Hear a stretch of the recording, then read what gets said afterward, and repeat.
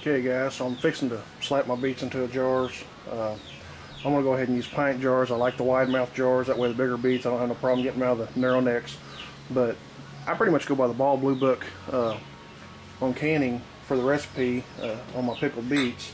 And it calls for 3 quarts of peeled beets, cooked and peeled, 2 cups of sugar, 2 sticks of cinnamon, 1 tablespoon of whole allspice, 1½ teaspoons of salt, 3½ cups of vinegar, and 1½ cups of water. Now the only difference I do on this is I do add about 6 or 8 whole cloves. It's a total different flavor. I mean, it puts a little bit more bite and spice to it. People seem to like it. So we got that all in the pot. We're going to bring her up to a boil and get the beets in the jars and everything ready. Okay guys, so we had the spices boiling here for about 15 minutes. We got them all mixed up, got our beets all jarred. You can cut them up, slice them up, put them in their whole. If they're smaller ones, it doesn't really matter. When you go to blanch them and peel them, you usually done cooked them. So right now we're just going to put the hot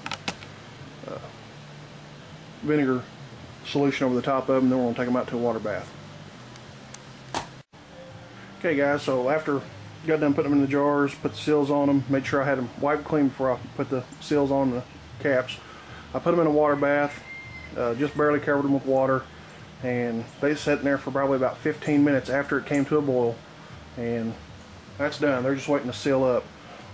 Other thing over here we're looking at, I've got one friend down the road from me that grows blackberries. And I believe these are off of Ouachita plants, and so I got me a few berries from them. And then I've got another friend locally that put in about 60 blueberry bushes. He'd been picking them, got tired of it, so the other day he hollered at me and told me to come get a picking off of them. And so here I've got about 4.5 pounds of berries. Forgive the mess. I've got stuff stretched out everywhere, and this is basically canning day. So now what I'm doing is I'm going to give my green beans, bring them up to a boil, and this is just one batch. I'm going to have to do about 5 batches today for canning. But I'm going to bring them up to a boil, let them boil for 5 minutes, put them in my clean jars. Oh, by the way, when you're canning beets, make sure you use a white towel. That way your wife knows you've done something today. She'll love me for it. But anyway, throw the beans in there, and then I'm going to put them in the pressure canner, 10 pounds of pressure on the quarts, 1 teaspoon of salt per jar of canning salt, which I use the Morton's canning salt, and I do have regular gray salt. But anyway, they're going to go in the pressure cooker for probably about 35 minutes. Then we'll be done with that. So, catch you later. Guys, I forgot to mention, with my pickled beets, I did have to make a couple different batches of solution.